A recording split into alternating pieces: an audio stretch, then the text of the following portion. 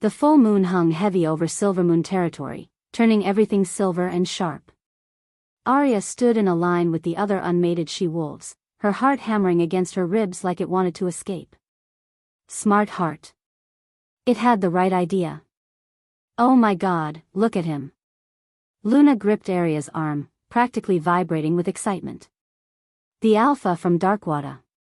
He's gorgeous. Aria barely glanced at the wolf in question. They were all the same, broad shoulders, cocky smirks, eyes that assessed females like merchandise. The mating ceremony was supposed to be sacred, a chance for wolves to find their true mates under the moon's blessing. Instead, it was a meat market. You could at least pretend to be interested, Luna whispered. This is supposed to be romantic. Romantic. Right. Aria's father had made sure of that by arranging her match weeks ago. Beta Marcus Blackwood didn't believe in leaving things to chance, or the moon goddess, apparently. He believed in political alliances, and Aria was his favorite bargaining chip. The drums began. Deep, rhythmic, primal. The ceremony was starting. Aria watched the alphas circle like wolves around wounded prey. Because that's exactly what this was. The strong choosing from the weak. The powerful claiming their prizes. Her stomach turned. Then she saw him. Alpha Ryker of the Bloodfawn pack cut through the crowd like a blade. 40 if he was a day, with cold eyes and a smile that had nothing to do with warmth. Scars crossed his face, not the kind you got from honorable battle. The kind you got from cruelty. This was the wolf her father wanted her to bond with. This monster. Aria Blackwood. Riker's voice carried across the ceremonial grounds. Other she-wolves stepped back, relief crossing their faces. Lucky them. Your father and I have an understanding. I don't. The words came out before Aria could stop them. Riker's smile widened. You will. He reached for her hand. His fingers were ice cold. Aria's wolf surged inside her, snarling, snapping, screaming one word over and over, run. Run. Run. For once, Aria listened. Her eyes swept the crowd desperately, looking for any escape, any option that wasn't this. That's when she saw him, standing at the edge of the ceremony grounds where the torchlight barely reached. The rogue. Everyone knew about him. The scarred wolf who'd appeared 3 years ago and never left. Never joined the pack, never challenged anyone, never spoke unless spoken to. He lived in the ruins of the old den site, and even the alphas gave him a wide berth. Some said he was cursed. Others said he was dangerous. A few whispered he was insane. Right now, he was Aria's only chance. Their eyes met across the distance. His were silver, not the pale silver of moonlight, but the deep silver of steel. Haunted. Ancient. Knowing. And in that moment, Aria made a choice. She ripped her hand from Riker's grip and ran. Aria. Her father's roar shook the ground. Stop. She didn't stop. She ran straight toward the shadows, toward the rogue, toward probable death and certain disaster. The rogue didn't move. Didn't step back or brace himself. He just watched her coming with those impossible eyes, and for a heartbeat Aria thought she'd miscalculated. Thought he'd reject her. Thought. She grabbed his torn shirt with both hands and kissed him. The world stopped. The mating bond was ancient magic, older than pacts, older than ceremony. One kiss, freely given under the full moon, and 2 souls were bound. No take-backs. No do-overs. The rogue went rigid. Shock flashed across his scarred face, then something darker. Something that looked almost like recognition. His hands came up, gripping her arms. Not gently. The bond snapped into place between them like a physical thing. Aria gasped as emotions that weren't hers flooded through her, grief, rage, guilt, and underneath it all, a bottomless loneliness that made her want to weep.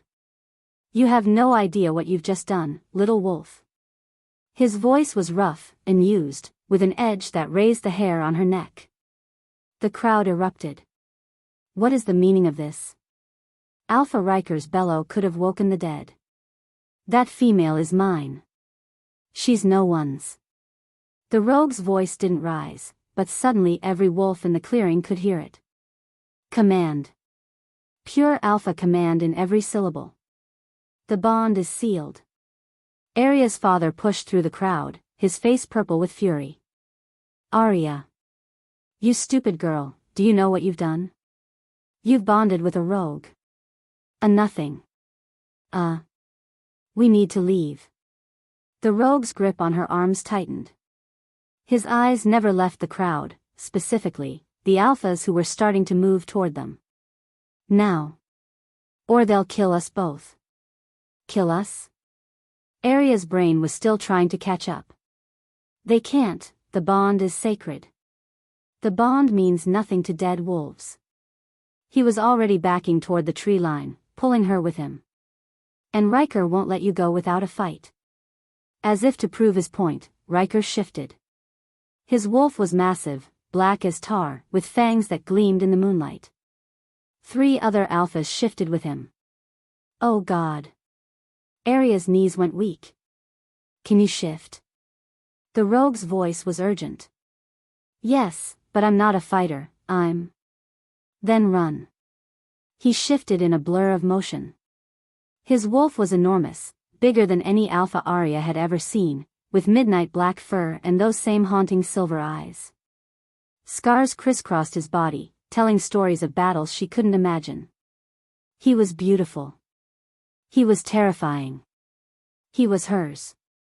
The bond hummed between them, already stronger than it should be. Already demanding things Aria wasn't ready to give. Later. His voice in her head, rough and commanding. Run now. Questions later. Aria shifted. Her wolf was smaller, russet-colored, built for speed rather than fighting. Which was good, because fighting was not on the agenda. Surviving was. They ran. Behind them, the Silver Moon territory erupted into chaos. Ryker's howl of rage split the night. Her father was shouting orders. The ceremony had become a manhunt. The rogue, she didn't even know his name, led her through the forest with the confidence of someone who knew every tree, every stream, every hiding place. They ran for what felt like hours but was probably only minutes. Finally, he stopped at a small clearing. An abandoned cabin sat in the center, half reclaimed by the forest. They shifted back. Aria was breathing hard, her heart trying to break through her chest. The rogue looked barely winded. Inside. He pushed open the cabin door. We have maybe an hour before they organize a proper search. Aria stumbled inside. The cabin was sparse but surprisingly clean. Someone lived here. Had lived here for a while, judging by the careful arrangement of supplies. She turned to face her new mate. Her mate. The word was insane. I don't even know your name. Cade. He moved to the window, scanning the tree line. On alert. A warrior's stance. And you're Aria Blackwood, daughter of Beta Marcus, newly bonded to the pack's resident monster. Congratulations. I wasn't, Aria's hands were shaking. I just needed to get away from Ryker. So you bonded with me instead. Cade's laugh was bitter. Out of the frying pan, little wolf. Are you going to hurt me? He finally looked at her. Really looked at her. Those silver eyes swept over her face, and for a moment, something almost soft crossed his expression. No, he said quietly. I'm not going to hurt you. But you need to understand something. That bond you just activated? It's real. In 3 days, it'll need to be consummated, or we'll both be in agony. After that, you can reject me if you want. Though rejection. He paused. Rejection could kill us both. Could. It definitely will. Aria's legs gave out. She sat hard on the floor. Oh God.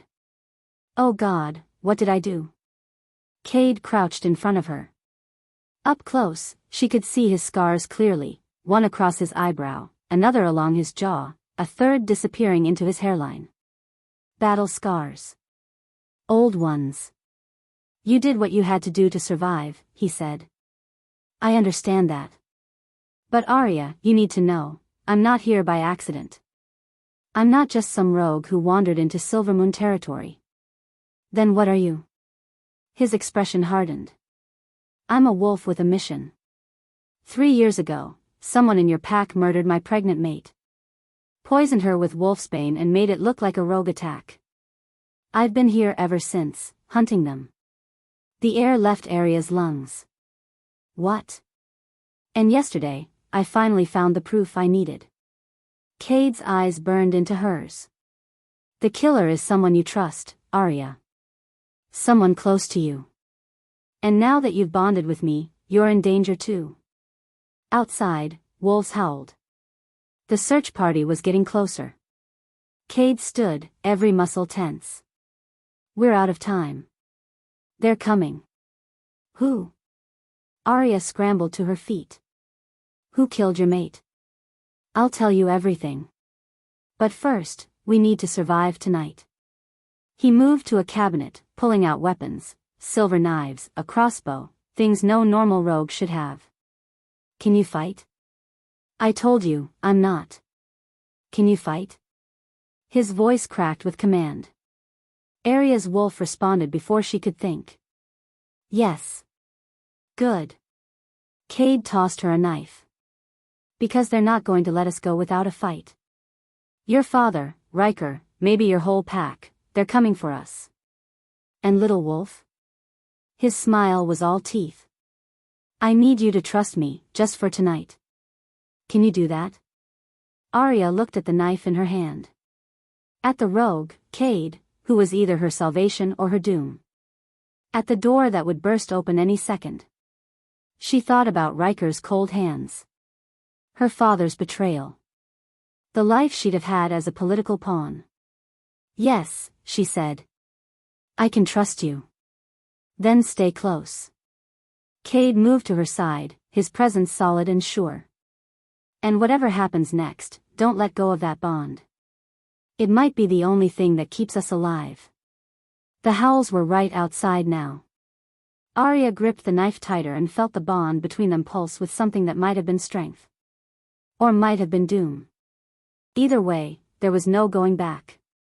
The door exploded inward. If you are enjoying this video, do well to hit the like button and subscribe to this channel. Chapter 2. It wasn't her father at the door. It was worse. Stand down, Marcus. The voice belonged to Alpha Silvermoon himself, Luna's father and leader of their pack. He filled the doorway, power radiating from him like heat. This isn't a matter for betas. Aria's father stepped back, but his eyes promised murder. Behind him, Ryker paced like a caged animal, his wolf barely contained beneath his skin. Alpha Silvermoon's gaze moved from Aria to Cade, assessing. So. The rogue finally makes his move. I made no move. Cade's voice was steady, but Aria felt tension coiling through the bond. Your pack member initiated the bond. I merely accepted. You accepted? Ryker snarled. She's mine. We had an arrangement. Arrangements mean nothing to the moon goddess. Cade's words were soft, but they cut like razors. The bond is sealed. You know the law, Ryker. The law protects wolves, not rogues. Ryker's hand moved to his belt, where silver glinted. A blade. And it certainly doesn't protect thieves who steal what belongs to others. Aria found her voice. I don't belong to anyone. Her father flinched like she'd struck him. Aria, you don't understand what you've done. This alliance with Bloodfang, it protects our pack. Without it, you'll have to find another daughter to sell. The words tasted like ash. How dare you? Enough. Alpha Silvermoon raised his hand. Silence fell instantly. His eyes remained fixed on Cade. I want to know why a rogue has been living on my territory for 3 years without challenge. I want to know what you want here. Cade met his stare without flinching. I want what any wolf wants. A place to exist. Lies. Alpha Silvermoon stepped closer. I've watched you, rogue. You're not like the others. You don't steal, don't beg, don't cause trouble. You just watch. Like you're waiting for something. Maybe I am. Then you're a threat. The Alpha's power pressed down on the room. Every wolf should have been forced to their knees. Cade remained standing. Aria watched Alpha Silvermoon's eyes narrow. That was wrong. That was impossible. Only an alpha of equal or greater strength could resist another alpha's command. Interesting, Silvermoon murmured. Very interesting. But regardless of what you are, the bond stands. For now. He turned to Aria. You have 3 days to consummate or reject. After that, if you remain bonded to this rogue, you're no longer under Silvermoon protection. Choose wisely, girl. She'll choose right. Her father's voice was cold. Or she'll have no family to come home to. The words hit like a physical blow. Aria felt Cade tense beside her, felt rage flare through their bond, not hers. His. Is that a threat, Beta? Cade's voice dropped to something dangerous. It's a promise. Marcus looked at his daughter with disgust. You've shamed this family. Shamed our pack. If you reject this bond and return to your senses, we might forgive you. If not. He shrugged. Consider yourself an orphan. Luna appeared in the doorway, her face pale with shock. Mr. Blackwood, you can't mean that. Aria's your daughter. My daughter would have honored her commitments. Marcus turned away. This creature is nothing to me. Aria felt something break inside her chest. The bond flared, and suddenly Cade's hand was on her arm, steadying her, grounding her. We're done here. Cade's words were final. The bond is legal. We're leaving. You're not going anywhere. Ryker moved to block the door. That female owes me. He didn't finish. Cade moved faster than Aria's eyes could track. One moment Ryker was in the doorway, the next he was on the floor, Cade's boot on his throat. She owes you nothing, Cade said quietly. Touch her again, threaten her again, even look at her wrong, and I'll rip your throat out. Are we clear? Alpha Silvermoon watched with dark amusement. Let him up, rogue. You've made your point. Cade stepped back. Ryker scrambled to his feet, fury and humiliation burning in his eyes. 3 days, Alpha Silvermoon repeated. Then we'll see what you choose, Aria Blackwood. Choose carefully. They left. All of them. Her father didn't look back. The cabin fell silent. Aria stood frozen, her world tilting sideways. Disowned. Cast out. Bonded to a stranger who moved like death and had eyes older than time. Breathe, Cade said. I can't, I don't.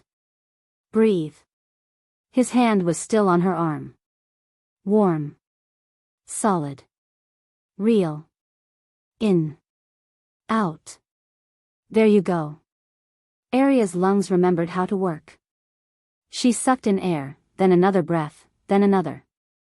The panic receded slightly. I just lost my family. I know. For a wolf I don't even know. I know. This is insane. Aria pulled away from him, pacing the small cabin. This is completely insane. What am I supposed to do now? Where am I supposed to go? I have nothing, I am nothing. You're not nothing. Cade's voice cut through her spiral. You're a wolf who made a choice. A brave one. A desperate one, maybe, but brave nonetheless. Brave? Aria laughed, and it sounded broken even to her own ears. I ran away. I used you as an escape route. That's not brave, that's cowardice. Is it?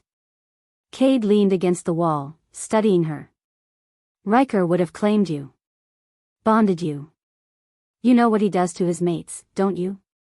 Aria went still. I've heard the stories, Cade continued. 3 dead mates in 15 years. All accidents, supposedly. Falls. Hunting mishaps. One just disappeared. His eyes were hard. You didn't run from a political marriage, little wolf. You ran from a death sentence. The truth of it settled in her bones.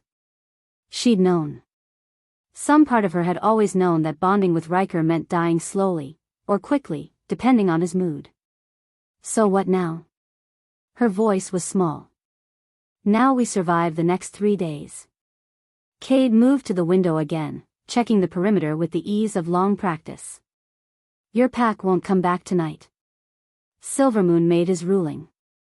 But others might. Others? Rogues who'll see a newly bonded female as easy prey. Rivals who'll want to test me. He glanced at her. You should rest. It's been a long night. Rest? Aria stared at him. You think I can just rest? After everything that just happened? No. But you should try anyway. Cade gestured to a small cot in the corner. Take the bed. I'll keep watch. I'm not taking your bed. It's not a request. I don't take orders from Aria. The way he said her name stopped her cold. You're exhausted. You're in shock. You need sleep. We can fight about everything else in the morning, but right now, you need to rest. Please. The please undid her. Aria found herself moving toward the cot, her body suddenly remembering how tired it was. How much adrenaline had been coursing through her system. How much everything hurt. She lay down, still in her ceremony dress, now torn and dirty. The bond hummed between them, a constant presence at the edge of her awareness. Through it, she felt Cade's emotions. Vigilance. Worry. And underneath it all, that same crushing loneliness she'd sensed before. Cade? Her voice was drowsy. Yeah? Why did you let me kiss you? Silence. Then, because you reminded me of someone. Someone who deserved better than what fate gave her. Your mate.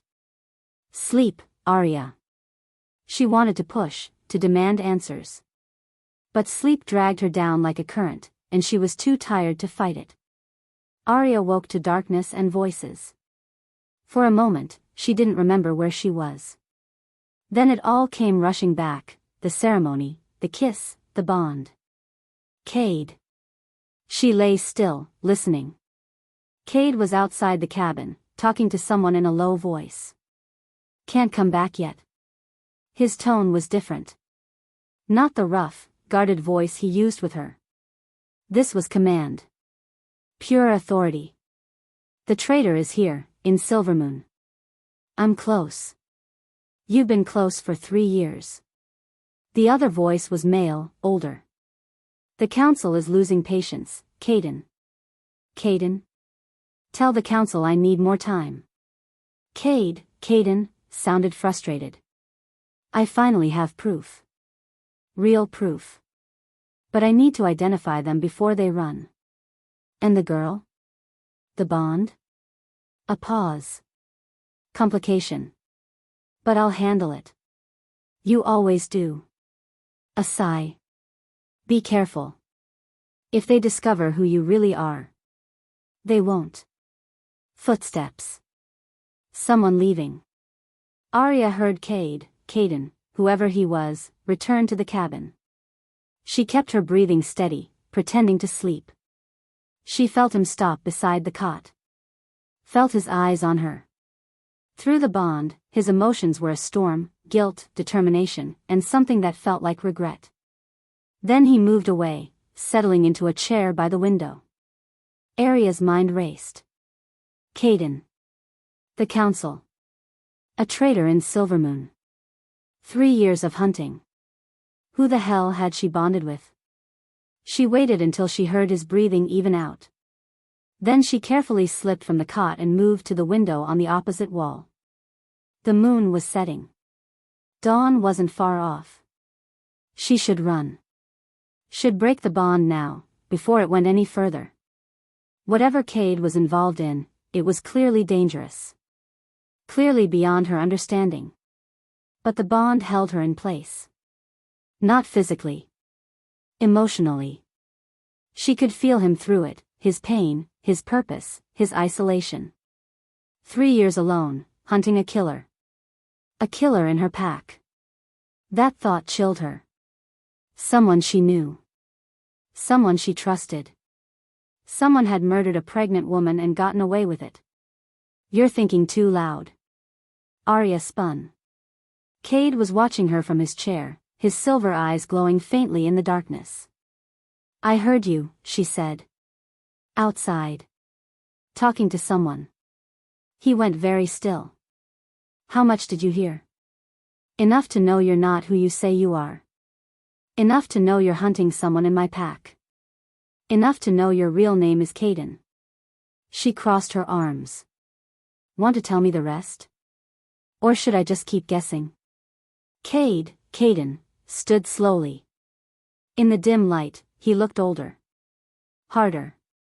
More dangerous than ever. You want the truth? His voice was rough with something that might have been pain. Fine. 3 years ago, someone in your pack murdered my pregnant mate. Poisoned her with wolfsbane and made it look like a rogue attack. Aria's blood turned to ice. Her name was Elena. She was a visiting diplomat from the northern packs. We just found out she was carrying our daughter. His hands clenched into fists. Someone laced her tea with wolfsbane at a pack gathering. She died in agony while I watched, helpless. Our daughter died with her. Oh God. Aria's hand went to her mouth. I've been hiding here ever since, hunting them. Living as a rogue, watching, waiting. And yesterday, I finally found the proof I needed. He moved toward her, his intensity almost overwhelming. The killer is someone you trust, Aria. Someone close to you. Someone who's been protected by their position for 3 years. Who? The word came out as a whisper. I don't know yet. But I will. His eyes burned into hers. And when I do, they'll pay for what they took from me. The bond pulsed between them, and Aria felt the full weight of his grief, his rage, his need for justice. Why tell me this? She asked. Why not just let me think you're a rogue? Because you deserve to know what you've gotten yourself into. He stepped closer. And because when I find the killer, it's going to tear this pack apart. You need to decide now, are you with me or against me? Aria looked into those haunted silver eyes and realized she was standing at a crossroads. One path led back to her pack, to disowning her bond and maybe, possibly, getting her family back. The other led deeper into whatever darkness Caden, was hunting. 3 years ago, a pregnant woman had been murdered in her pack. And no one had ever been brought to justice. Tell me everything, Aria said. And I mean everything. Who you really are. Who you work for. What proof you found. All of it. Cade studied her for a long moment. Then, slowly, he nodded. My name is Caden Thorne, he said quietly. And I'm the Alpha King of the North. The world tilted. Aria sat down hard on the floor. The Alpha King. She'd bonded with the Alpha King. The wolf everyone thought was dead. Still want the rest of the story? Caden, asked, something almost like amusement in his voice. Aria looked up at him and laughed. It was either that or scream. Oh, she said faintly. This just keeps getting better and better.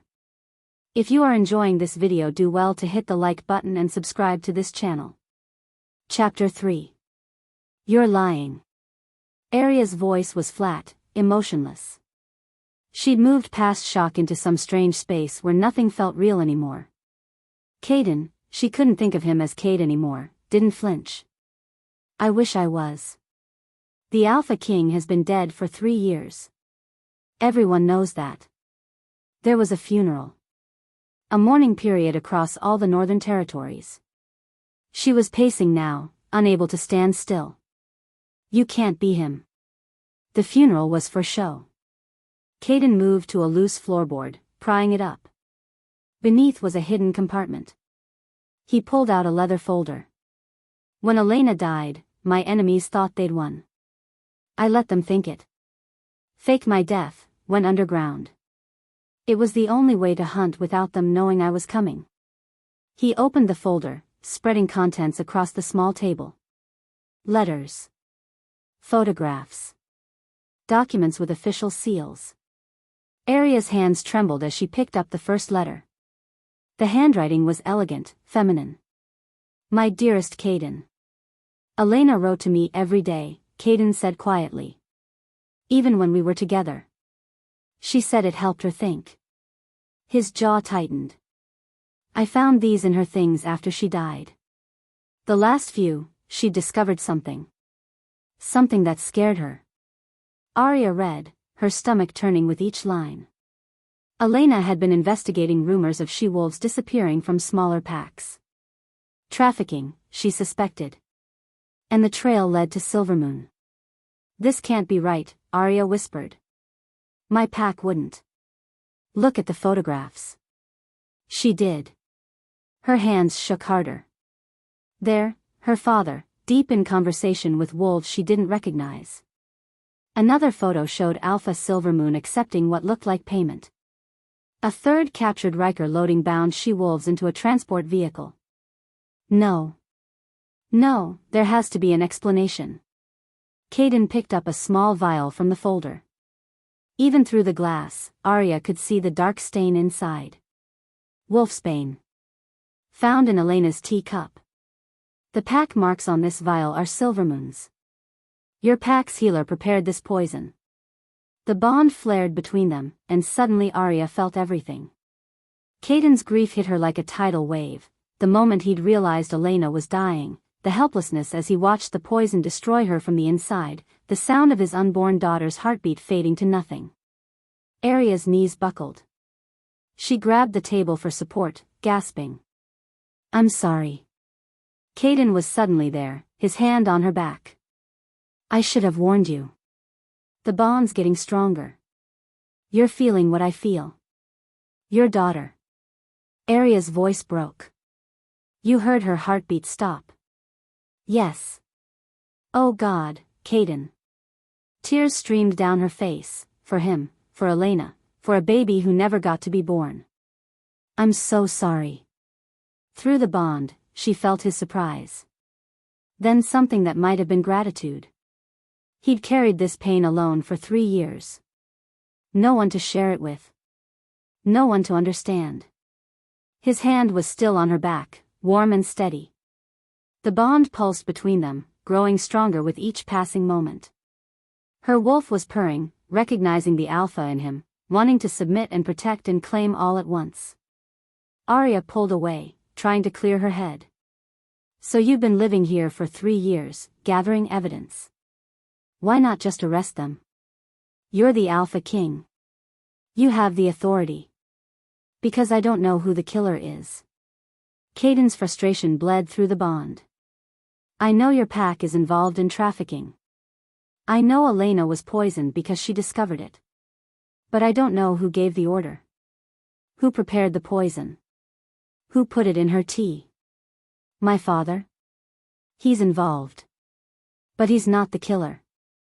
Caden pulled out another document. This is from his personal correspondence. He references protecting someone. Taking the fall if necessary. Your father's guilty, Aria, but he's not the one I want. Aria stared at the evidence spread before her. Her entire life had been built on lies.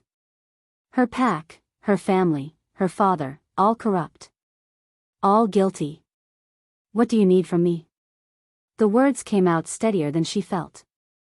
Caden looked at her, something like respect in his eyes. I need to get back into Silvermoon territory. There's one more piece of evidence I need, correspondence between your father and the real killer. It's in his office, in his private safe. That's suicide. After what happened at the ceremony, they'll kill you on sight. Not if I have you with me. He held her gaze. You're still Pac, technically. You haven't rejected the bond yet. If we go together, during a gathering when everyone's distracted, we might have a chance. Might? It's the best I can offer. Aria looked at the evidence again. At Elena's elegant handwriting. At the photograph of she-wolves being loaded into that transport like cargo. She thought of her father's cold dismissal. Ryker's predatory smile. The way her pack had treated her like property. There's a gathering tomorrow night, she heard herself say. Alpha Silvermoon's birthday celebration. Everyone will be there. Security will be focused on the party, not the offices. That's perfect. It's insane. Aria met his eyes. We'll probably die. Probably. Caden's mouth quirked. Still willing? Through the bond, Aria felt his hope. His desperation. 3 years of hunting, and he was finally close. Yes, she said. I'm willing. The gathering was in full swing when they arrived. Aria had cleaned up as best she could, borrowing clothes from Caden's surprisingly well-stocked cabin. Nothing fancy, just jeans and a simple top, but it would have to do. They'd agreed to enter separately.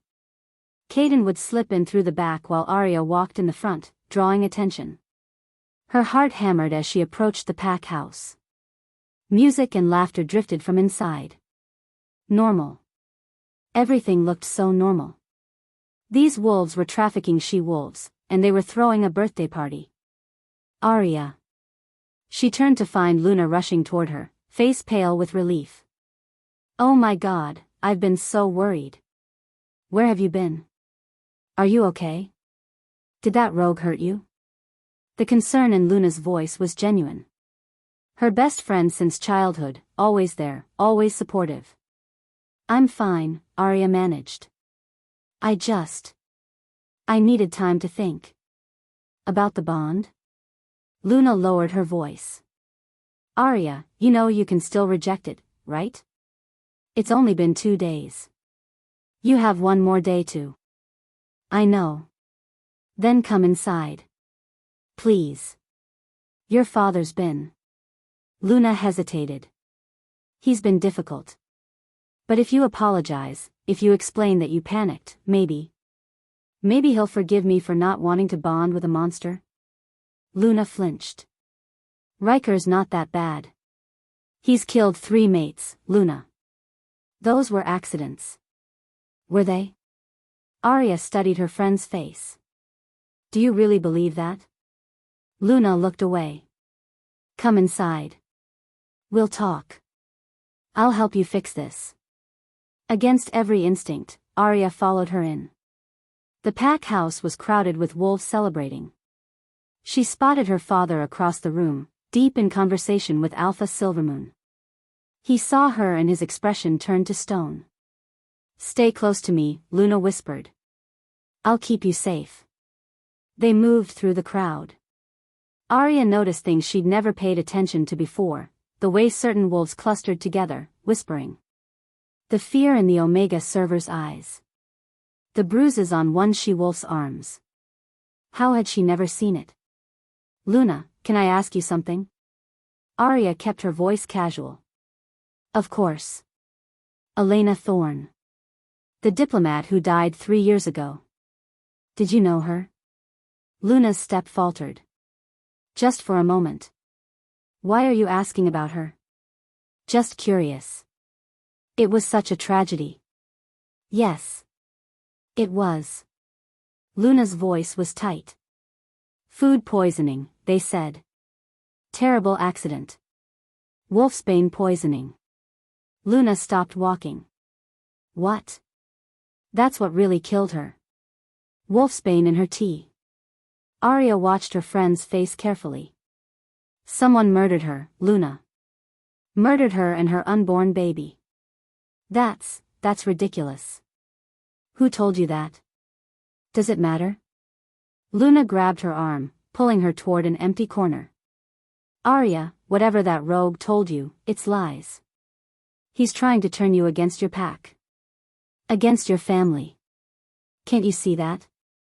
Through the bond, Aria felt Caden's presence. He was inside. Moving through the house. Getting closer to her father's office. Maybe, Aria said. Or maybe he's telling me the truth that no one else would. There is no truth. Luna's voice rose, then dropped to an urgent whisper. There's loyalty. Family. Pack. That's what matters. Not some rogue's conspiracy theories. He's not a rogue. Then what is he?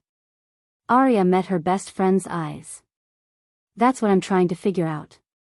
Luna's phone buzzed. She glanced at it, and her face went pale. I have to go. Father needs me. Stay here. Don't move. I'll be back. She hurried off before Aria could respond. Through the bond, Aria felt Caden's urgency. Found it. Coming to you.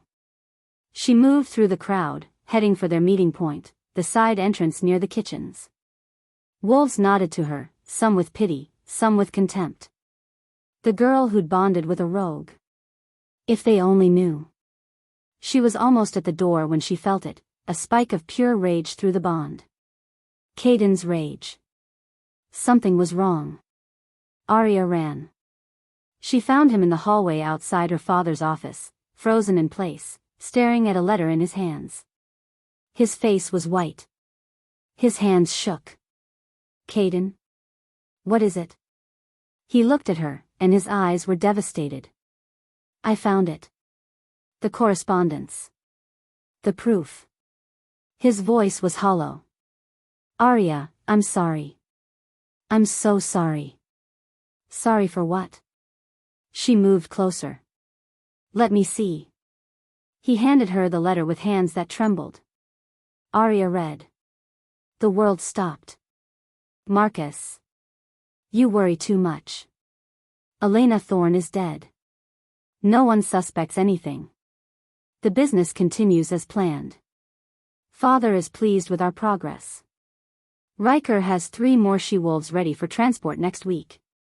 Stop asking me if I feel guilty. I don't. She was going to destroy everything we've built. She had to be dealt with. You said you'd protect me, and you have. That's all that matters. Burn this letter after reading. L. The signature was small, elegant. Luna. No. The word came out broken. No, this can't be, she's my best friend. She wouldn't. The wolfsbane veil came from the healer's supplies, Caden said quietly. But your father's records show Luna signed for it. 3 years ago. The day before Elena died. Aria's legs gave out. Caden caught her before she hit the floor, holding her as her world shattered into pieces. Luna. Sweet, gentle Luna. Her best friend since childhood. The girl who'd braided her hair and shared her secrets and promised they'd be friends forever. Luna had murdered a pregnant woman in cold blood. And Aria had never suspected a thing. I can't, Aria couldn't breathe. I can't process this. It's not possible. I know. Caden's arms tightened around her. Through the bond, she felt his own pain mixing with hers. I know, little wolf. I'm sorry. Footsteps. Multiple sets, moving fast. They'd been discovered. Caden pulled Aria to her feet. Can you run? She couldn't think.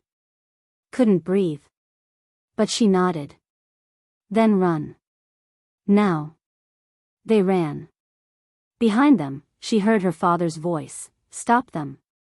And underneath it, higher, sharper, Luna's voice, don't let them leave.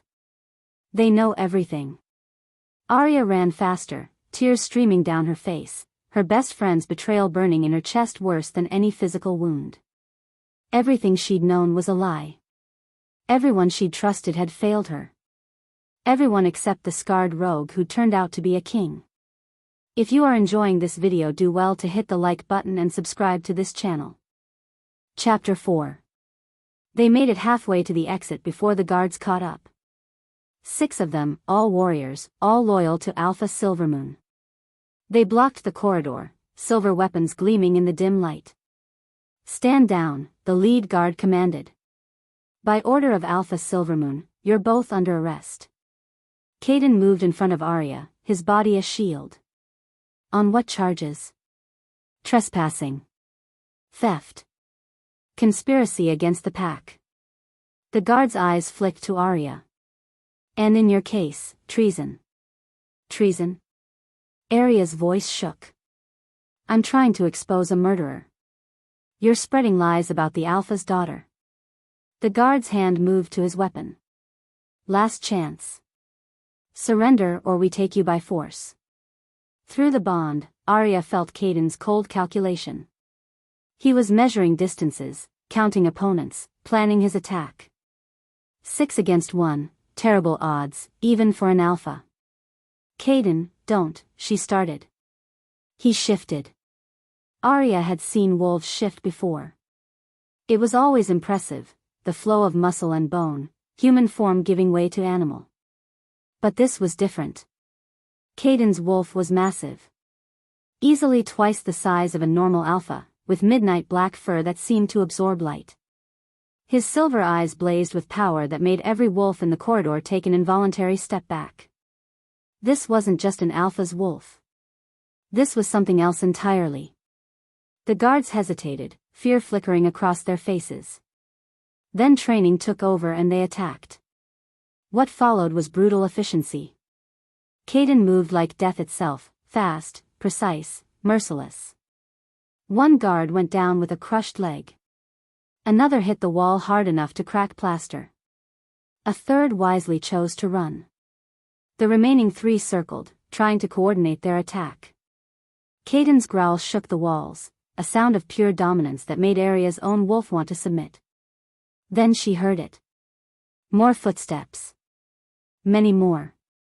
They were bringing reinforcements. "Caden." Aria grabbed a fallen guard's silver blade. "We need to go." He turned those blazing eyes on her, and for a moment she saw the predator beneath. Then recognition flickered, and he moved to her side, herding her toward the emergency exit. They almost made it. "Stop." Alpha Silvermoon's voice cracked like thunder. The air itself seemed to solidify with the force of his command. Every wolf in the corridor froze, even Caden hesitated for a heartbeat. That hesitation was enough. Guards poured in from both ends of the hallway. 30, maybe 40 wolves, all armed, all blocking their escape. And in the center, Alpha Silvermoon walked forward with Luna at his side. Aria's heart cracked seeing her. Luna looked calm, composed. Not like someone whose crimes had just been exposed. Like someone who'd been expecting this. Caden shifted back to human form, positioning himself protectively in front of Aria. Blood dripped from claw marks on his shoulder, he'd taken hits defending her. Through the bond, she felt his pain, his determination, his refusal to surrender. Alpha Silvermoon stared at Caden's wolf form for a long moment. Then his face went bone white. "Impossible," he whispered. "You're dead. We burned your body 3 years ago. You burned a decoy." Caden's voice was different now, no longer the rough, guarded tone of a rogue. This was pure authority, pure command. "Did you really think you could kill Caden Thorne, Alpha King of the North, and get away with it?" The hallway erupted in chaos. Wolves stumbled backward in shock. Some dropped to their knees instinctively. Others just stared, unable to process what they were hearing. Aria felt her own shock echo through the bond, mixing with Caden's grim satisfaction. She'd known he was the Alpha King. He'd told her. But hearing him announce it, seeing the power radiating from him like heat from a fire, this was different. This was real. "The Alpha King," someone whispered. "He's alive. How is this possible?" Alpha Silvermoon recovered first, though his face remained pale. You have no authority here. This is Silvermoon territory. You're trespassing. I'm investigating a murder. Caden's eyes swept the crowd, and wolves flinched from his gaze. The murder of my mate and unborn child. A murder that originated in your pack house. Under your leadership. Lies. But Silvermoon's voice lacked conviction. I have proof. Caden held up the letter, Luna's elegant signature visible even from a distance. Your daughter poisoned Elena Thorne. She admitted it in writing. And you helped cover it up. More chaos. Wolves turned to stare at Luna, shock and horror on their faces. Even some of the guards looked uncertain now. Luna, though. Luna just smiled. It was the smile that destroyed Aria. Cold. Calculated. Nothing like the warm, gentle expression she'd known her whole life. Oh, Aria. Luna's voice was almost pitying. You look so betrayed. Did you really not know? Did you really think I was just your sweet, harmless best friend? Luna, Aria's voice broke. Why? Why? Luna laughed, and it was ugly. Because I was tired of being invisible. Tired of being the Alpha's decorative daughter while males made all the decisions. Father was building something, an empire. A way to control the smaller packs, to increase our territory, our influence. And I wanted to be part of it. By selling she-wolves? Aria's hands clenched into fists. By trafficking them to monsters like Ryker? By doing what was necessary. Luna's eyes were cold. Elena Thorne was going to ruin everything. She was gathering evidence, preparing to expose us to the Council of Kings. So yes, I poisoned her. And I'd do it again. Aria felt Caden's rage spike through the bond, pure, incandescent fury that made the air crackle. Several wolves whimpered and backed away from the sheer force of it. You murdered my mate, Caden said, each word precise and deadly. You murdered my daughter. You've trafficked dozens of innocent she-wolves. And you feel no remorse. Remorse? Luna tilted her head. Should I feel remorse for surviving? For taking power the only way a female can in this world? You're the Alpha King. You have no idea what it's like to be powerless. You were never powerless. Aria stepped forward, past Caden's protective stance. You were Alpha Silvermoon's daughter. You had privilege. Education. Opportunity. You chose to become a monster. Luna's smile faded. I told Father you'd be a problem. You're too curious, too noble. Just like Elena. She moved closer, and something dangerous flickered in her eyes. But at least Elena died quickly. She raised her hand, snapping her fingers. Guards dragged someone into the hallway, a young male wolf, barely 18, beaten bloody and barely conscious. Aria's world stopped. Finn, she whispered. Her younger brother. Her baby brother who still believed in fairy tales and happily ever afters. Who'd cried at her bonding ceremony because he thought she was making a mistake. He was barely recognizable. Blood matted his sandy hair. One eye was swollen shut. Bruises covered every visible inch of skin. What did you do to him? Aria lunged forward. Caden caught her, holding her back. Nothing yet. Luna's voice was cheerful, conversational. But I will. Unless you do exactly what I say. Through the bond, Aria felt Caden's cold calculation warring with his protective instincts. He was planning something, measuring angles, counting seconds. Let him go, Caden commanded. He's innocent. He has nothing to do with this. Oh, but he does. Luna circled Finn like a predator. He's leverage. The one thing that might make Aria cooperate. Her eyes locked on Aria. Here's what's going to happen, dear friend. You're going to reject your bond with the Alpha King. Publicly.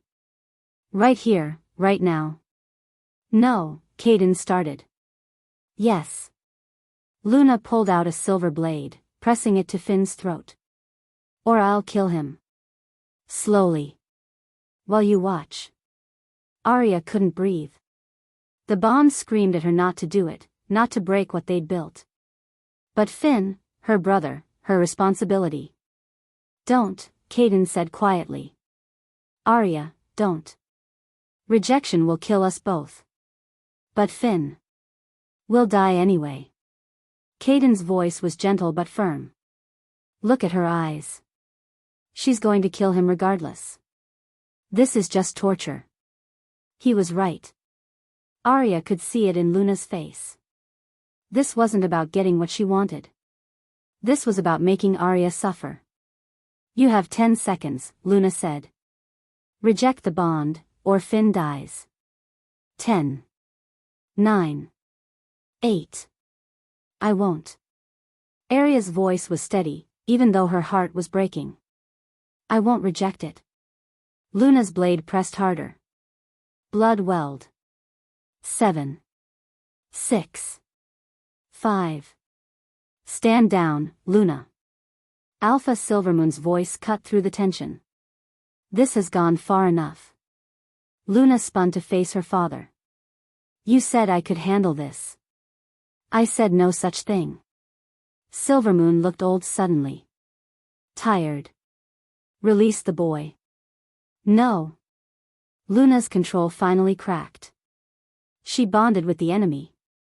She's bringing everything crashing down. Don't you see? We have to eliminate her, eliminate him, eliminate anyone who knows. It's over. Silvermoon's voice was heavy. The Alpha King knows. Soon everyone will know. We can't kill our way out of this. We can try. Luna's eyes were wild. We just need to. She stopped mid-sentence, staring at something behind them. Aria turned. The hallway was filling with wolves. Not guards. Pack members. Omegas. Families. Wolves who'd heard the commotion and come to investigate. And they'd heard everything. Luna's confession. Her father's involvement. The trafficking. The murder. All of it. No. Luna's voice was small suddenly. Young. No, this isn't, you don't understand. We understand plenty. An older she-wolf stepped forward, her face hard. My daughter disappeared 2 years ago. You said she'd run off with a rogue. But she was trafficked, wasn't she? And my sister, another voice called. She vanished during the last mating ceremony. More voices joined in. More losses. More stolen wolves. Luna backed against the wall, her blade still at Finn's throat but her confidence shattered. She looked at her father desperately. Alpha Silvermoon stood frozen, watching his pack turn against him. It's over, Caden said quietly. Release the boy, Luna. Face justice with whatever dignity you have left. Justice? Luna's laugh was hysterical. From you? You'll execute me. Yes. Caden's voice was implacable. You murdered my mate and child. You've trafficked countless innocents. Death is the only justice for crimes like yours. Luna's eyes darted around the hallway, looking for escape, for allies, for anything. She found nothing. Her grip on Finn tightened. The blade pressed deeper. If I'm going to die, she whispered, I'm taking someone with me. She raised the blade. And Aria's world became fire and blood and screaming. If you are enjoying this video, do well to hit the like button and subscribe to this channel. Chapter 5. Everything happened at once. Luna's blade flashed toward Finn's throat. Aria screamed. And Caden moved. Not physically. He didn't need to. The Alpha command hit like a shockwave, pure, undiluted dominance that brought every wolf in the hallway crashing to their knees. Guards. Pack members. Even Alpha Silvermoon himself dropped, unable to resist the force of a king's will. Everyone fell. Everyone except Luna. She stumbled but stayed upright, her eyes wide with shock. Then understanding. Then something that looked almost like triumph. Wolfsbane suppressants, she gasped out. I've been taking them for years. Builds up immunity to alpha commands. She laughed, wild and broken. Did you think I'd leave myself vulnerable? I planned for everything. Caden was already moving, his wolf form exploding forward. But Luna was faster, driven by desperation. Her blade slashed out wildly. And caught Aria across the ribs as she lunged to protect her brother. Fire. Pure fire tore through Aria's side. She went down hard, gasping, her hand coming away red. Through the bond, she felt Caden's terror spike. Silver. The blade had been coated in silver. Luna ran. Just bolted through the crowd of kneeling wolves and disappeared into the chaos. Caden started after her, but Aria's pain pulled him back. The bond wouldn't let him abandon her. He shifted, gathering Aria in his arms. Finn. Can you walk? Her brother nodded, blood streaming from the cut on his throat, shallow, thank God. Not fatal. Then run. Follow me. Now. They ran. Caden carried Aria through the pack house, his strength seemingly endless. Finn stumbled behind them, barely keeping pace. Behind them, the pack house erupted, shouts, confusion, guards trying to organize pursuit. But Caden knew these territories. 3 years of mapping every inch, finding every hidden path. He led them into the forest, moving with purpose even in the darkness. Aria's side was on fire. The silver was spreading, she could feel it, like ice in her veins, shutting down her wolf's healing. Making her human. Making her dying. Caden, she gasped. The silver. I know. Hold on. We're almost there. Through the trees, a cabin appeared. Larger than Caden's hideout, with lights in the windows and wolves on guard. The guards snapped to attention when they saw Caden, then moved immediately into defensive positions. Darius. Caden's voice cracked with command.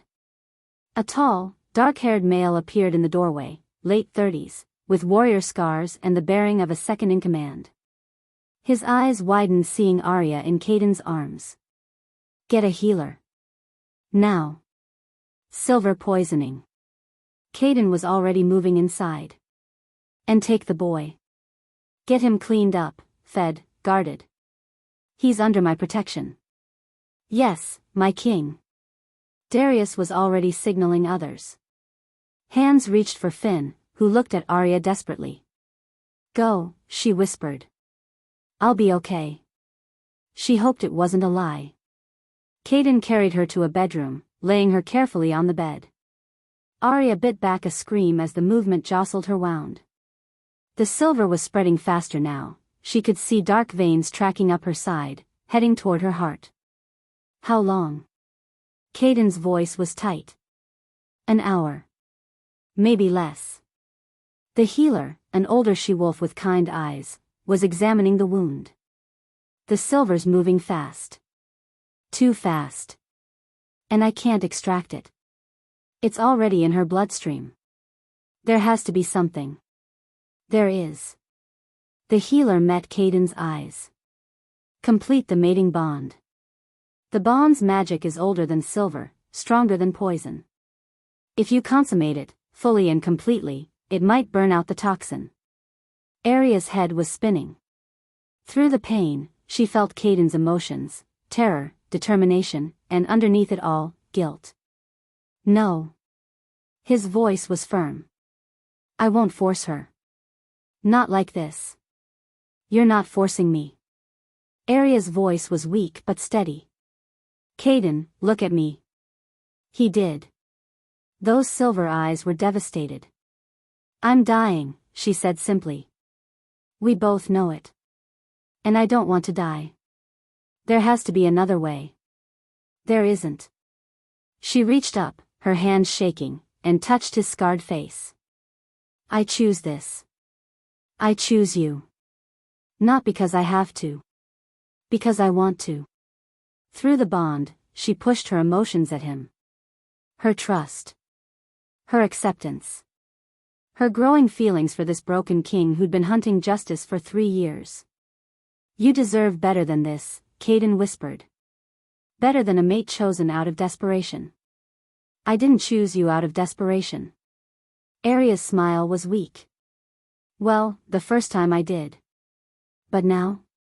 Now I'm choosing you because you're honorable. Because you're fighting for wolves who can't fight for themselves. Because when you look at me, I feel seen. The healer quietly left, closing the door behind her. Caden knelt beside the bed, taking Aria's hand. If we do this, there's no going back. The bond will be complete. Unbreakable. You'll be bound to me for life. I know. I'm not an easy male to love. I'm damaged. Haunted. I have enemies who'll come for you just to hurt me. I know that too. Aria squeezed his hand. Caden, I'm not asking for easy. I'm asking for real. And this, you and me, this is the realest thing I've ever felt. Something broke in his expression. He leaned forward, pressing his forehead to hers. I can't lose you. Not like I lost Elena. I can't survive that again. Then don't lose me. Aria pulled him closer. Save me. Bond with me. Choose me. He kissed her. It was nothing like their first kiss, desperate and public and tactical. This was slow. Deep. Full of everything they hadn't said. The bond flared between them, recognizing what was about to happen. What followed was sacred and private and theirs. Caden was gentle despite his strength, careful despite his desperation. Every touch burned away the silver, replaced it with golden bond magic. Every kiss sealed them tighter together. And when the bond finally snapped fully into place, Aria felt everything. His grief for Elena, still raw after 3 years. His guilt about moving on. His terror of losing another mate. But underneath all of that, love. Growing, deepening, real love for her. And she felt her own emotions reflected back, her trust in him, her admiration for his strength, her own terrified, tentative love. The bond blazed like fire between them, burning away the silver, healing the wound, making them one. Aria woke to dawn light and no pain. She lay curled against Caden's chest, his arms wrapped protectively around her. The wound in her side was completely healed, not even a scar remained. The bond hummed between them, complete and perfect. She could feel everything through it now. His steady heartbeat. His protective instincts. His relief that she was alive. You're awake. His voice was rough with emotion. The silver's gone. Aria pressed her hand to her side, marveling. It worked. The bond is complete. Caden's arms tightened. How do you feel? Like. Aria searched for words. Like I can feel your soul next to mine. Like we're 2 parts of one whole. She looked up at him. Is it always like this? I don't know. Elena and I bonded young. It felt different. He traced a finger down her cheek. This feels more intense. More right. Through the bond, Aria felt his guilt spike. She pushed comfort at him. It's okay to move on. Elena would want you to be happy. I know. He struggled with the words. I feel like I'm betraying her memory. You're not. Aria kissed him softly. You're honoring it. By continuing to fight. By finding justice. By living. He pulled her closer, and they lay in comfortable silence. Outside, Aria could hear the safe house coming alive, wolves moving, voices murmuring, the sounds of a pack preparing. Caden? What happens now? Now we finish this. His voice hardened. Luna, Alpha Silvermoon, Ryker, they're part of a larger network. I've been working with a coalition of packs to expose them. Last night proved what we suspected. Now we need to take them all down. How? Evidence. Witnesses. Public trials before the Council of Kings. He sat up, and Aria mourned the loss of his warmth. It won't be easy. They have allies, resources, power. But. A crash. The door burst open. Darius stumbled in, bloodied and breathing hard. My king. We have a problem. Caden was on his feet instantly, pulling on clothes. Report. Rikers joined forces with Luna and Silvermoon. They've seized control of the pack house. Darius's face was grim. And they've taken hostages. 12 she-wolves, all pack members who spoke out last night. They're threatening to kill them unless. Unless what? Darius handed over a blood-stained letter. This came with the messenger. From Luna. Caden read it, his expression turning to stone. Then he passed it to Aria. The handwriting was Luna's, elegant and familiar and mocking. Dearest Aria. By now you've completed your bond with the Alpha King. Congratulations. I'm sure it was magical. But here's the thing about being a hero, it makes you predictable. You won't let innocent wolves die because of you. You're too noble. Too self-sacrificing. Just like Elena was. So here's my offer, come to the old ritual grounds at dawn. Alone. Just you and your precious mate. No reinforcements, no tricks, or I start killing hostages. One every hour until you show. I know you'll come. You're too much of a hero not to. See you soon, dear friend. L. Aria's hands shook. The ritual grounds. That's where this all started. It's a trap. Caden's voice was flat. She wants us exposed, vulnerable. She'll have every advantage. And if we don't go? Innocent wolves die. He met her eyes. She's counting on that. On your goodness. Your inability to let others suffer. Through the bond, Aria felt his calculation. His tactical mind already planning, already strategizing. But underneath, fear. Fear of losing her the way he'd lost Elena.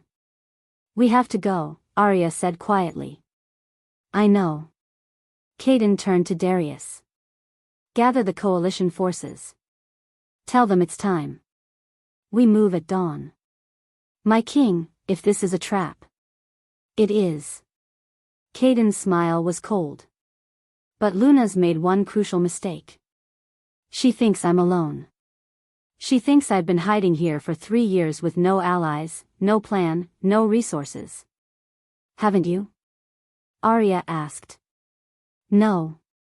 Caden pulled her to her feet, his eyes blazing with determination. I've been building an army. Gathering evidence. Preparing for war. Luna wants a final confrontation? Fine. She'll get one. He pulled Aria close, pressing a kiss to her forehead. Through the bond, she felt his love, his fear, his absolute determination to protect her. Whatever happens at those ritual grounds, he whispered, we face it together. Agreed? Aria thought about Luna's mocking letter. About 12 innocent she-wolves being held hostage. About her brother, barely recovered from his own ordeal. About 3 years of trafficking and murder and corruption. She thought about the bond blazing between them, complete, unbreakable, real. Together, she agreed. Outside, dawn was breaking. And in the distance, the old ritual grounds waited, the place where everything had started. The place where, one way or another, everything would end. If you are enjoying this video, do well to hit the like button and subscribe to this channel. Chapter 6. The ancient ritual grounds looked different in the dawn light. Aria remembered coming here as a child, running between the standing stones, her mother laughing as she chased her. The place had felt magical then, sacred. A place where wolves made blood oaths and sealed bonds that would last forever. Now it felt like a graveyard. The stone circle stood silent in the gray morning light. 12 posts had been erected in the center, and chained to each was a she-wolf. Some Aria recognized, pack members who'd spoken out last night. Others were strangers, probably from the trafficking network Luna had built. All of them looked terrified.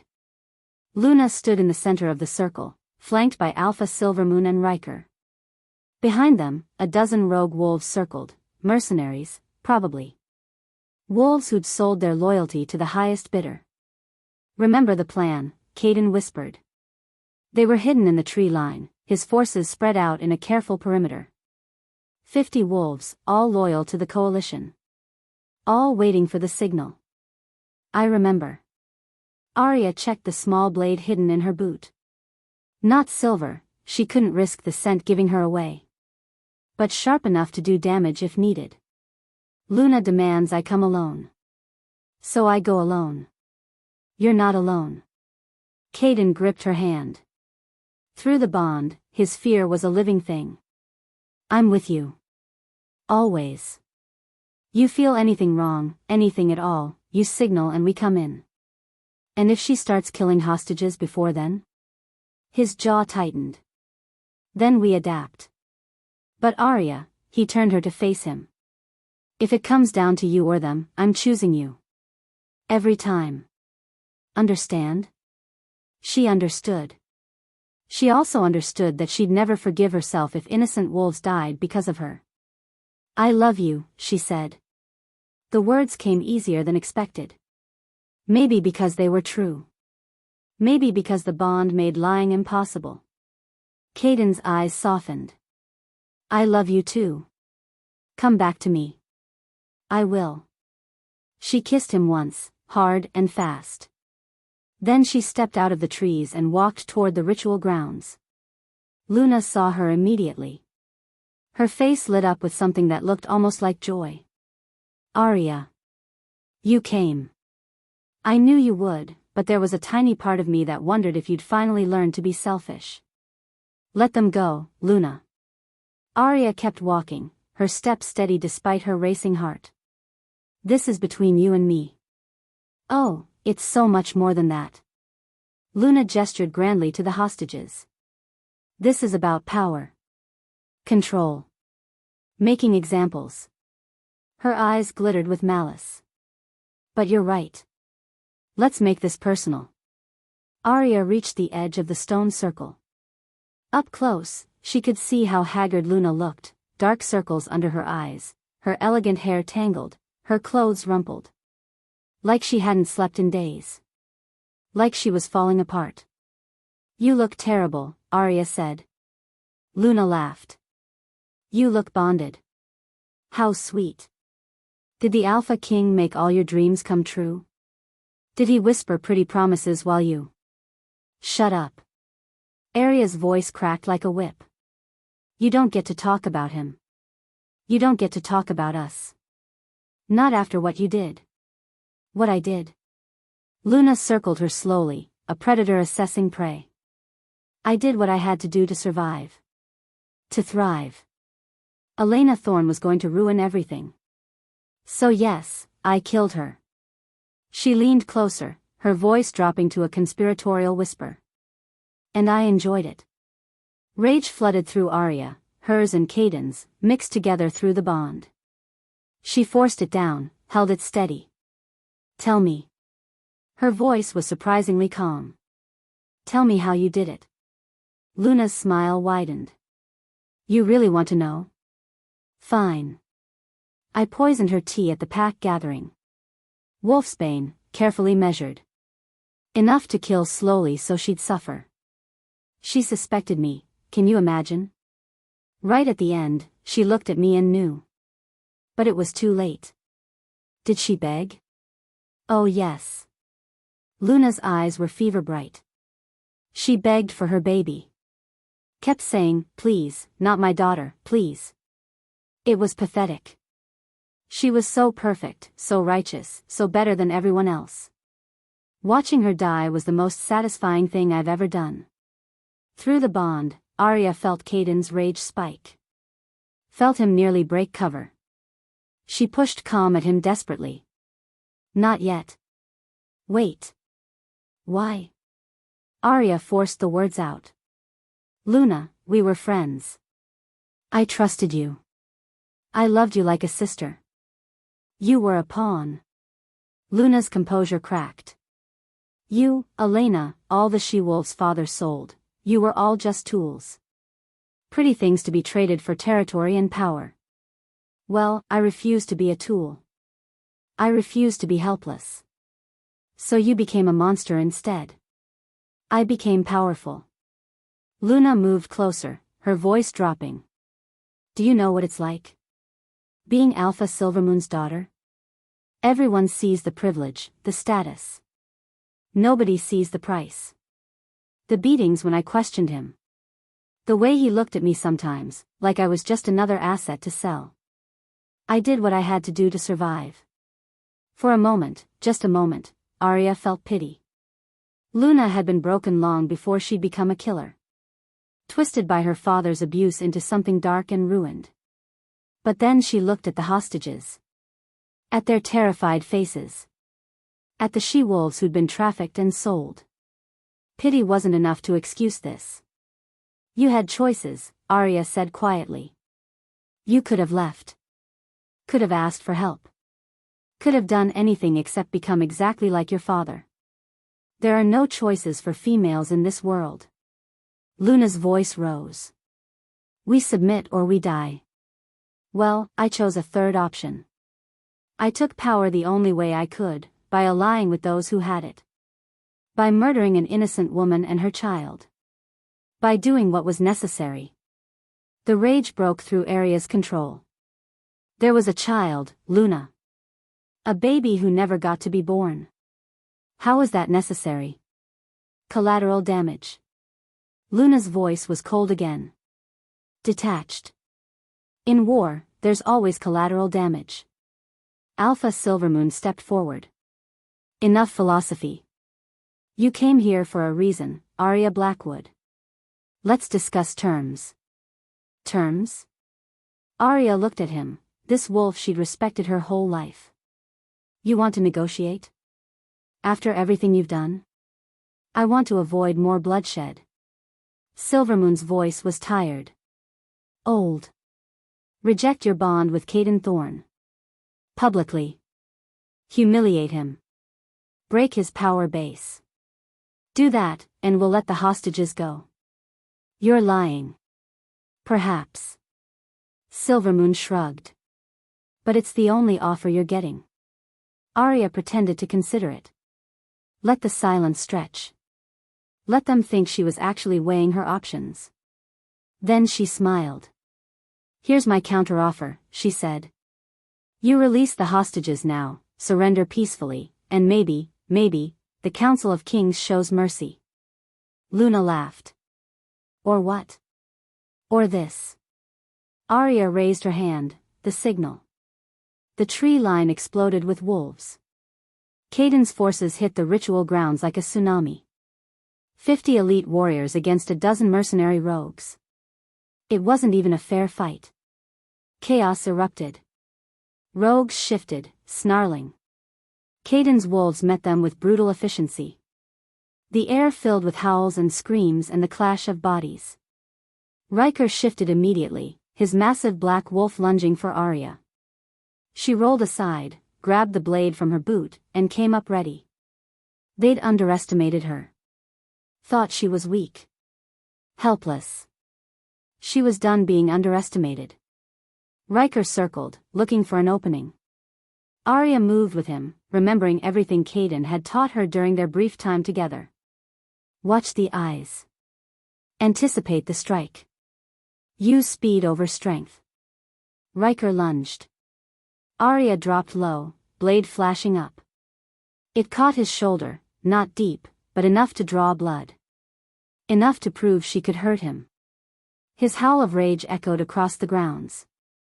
Around them, the battle raged. Caden fought Alpha Silvermoon in the center of the stone circle, two alphas locked in combat, power radiating from them in waves. Silvermoon was skilled, experienced. But Caden was the Alpha King, and he fought with the fury of 3 years' worth of grief and rage. The hostages were being freed by Caden's warriors. One by one, the chains broke and they were pulled to safety. Everything was going according to plan. Then Aria felt it, a spike of malicious intent through her awareness. Not the bond. Something else. Instinct. She spun. Luna was behind her, silver blade raised, driving straight for Aria's heart. Time slowed. Aria tried to move, but Ryker was there, blocking her escape. Luna's blade descended, silver gleaming in the dawn light. Someone slammed into Luna from the side. Beta Marcus Blackwood, Aria's father, took the blade meant for his daughter. It punched through his chest with a wet sound. Silver, straight through the heart. Fatal. Instantly fatal. No. The scream tore from Aria's throat. Marcus collapsed, blood spreading across his shirt. Aria dropped beside him, her hands already trying to staunch the wound even though she knew, it was hopeless. Dad, no, please. Aria. His voice was wet, bubbling. I'm sorry. For everything. Don't talk, save your strength. I knew. Blood trickled from his mouth. I knew what they were doing. The trafficking. The murder. I was too weak to stop them. Too weak to protect you. His hand found hers, grip already fading. Protect Finn. He's good. Pure. Don't let them break him like they broke me. Dad. His eyes went distant. Empty. He was gone. Aria knelt there, her father's blood on her hands, something breaking inside her chest. He'd been weak. Corrupt. A coward who'd stood by while innocence suffered. But in the end, he'd saved her. How touching. Luna's voice was venomous. The beta finally grew a spine. Shame it killed him. Aria looked up slowly. Through her tears, through her grief, through the bond that was flooding with Caden's desperate concern, she looked at Luna and felt something cold settle in her chest. You're going to pay for that, Aria said quietly. Am I? Luna circled, silver blade still dripping with Marcus's blood. You're not a fighter, Aria. You're a scared little girl playing at being brave. You can't beat me. Aria stood. Her father's body lay between them, a line that couldn't be uncrossed. Maybe not, Aria said. But I'm going to try. Luna lunged. This time, Aria was ready. The clash between former friends began, brutal, vicious, without mercy. Luna fought with the skill of someone trained since childhood. Aria fought with the fury of someone who'd lost everything. Their blades met with a screech of metal. Parry, strike, dodge, counter. Around them, the battle raged, but they were locked in their own private war. You were supposed to be mine. Luna snarled. My friend. My pawn. My ticket to power through your bond with Ryker. I'm nobody's pawn. Aria's blade slashed close, drawing blood from Luna's arm. They broke apart, circling. Both breathing hard. Both bloodied. This is your fault, Luna hissed. If you'd just done what you were told. If you just bonded with Ryker like you were supposed to. None of this would have happened. You murdered an innocent woman and her child, Aria said coldly. That's not my fault. That's yours. Luna screamed, pure rage, and attacked again. They went down in a tangle of limbs and blades. Rolling across the blood-stained ground. Fighting with everything they had. And in the chaos, neither of them saw the final player entering the game. Neither of them saw death coming. If you are enjoying this video, do well to hit the like button and subscribe to this channel. Chapter 7. Aria had never killed anyone before. She'd hunted. Sparred. Defended herself. But she'd never driven a blade into someone with the intention of ending their life. Until now. Luna's silver blade flashed toward her throat. Aria blocked, twisted, used Luna's momentum against her. They crashed into one of the standing stones, both gasping for air. Through the bond, Aria felt Caden's presence, still fighting Silvermoon, but aware of her. Supporting her. Lending her strength she didn't know she had. The bond amplified everything. Made her faster. Stronger. More focused. She wasn't just fighting for herself anymore. She was fighting for Elena, who died choking on poison. For Elena's unborn daughter, who never got to take a first breath. For the 12 she-wolves chained to posts. For every female who'd been trafficked and sold like property. For her father, bleeding out on the ground behind her. You can't win, Luna panted. Blood streamed from a cut above her eye. You're not strong enough. Watch me. Aria attacked with renewed fury.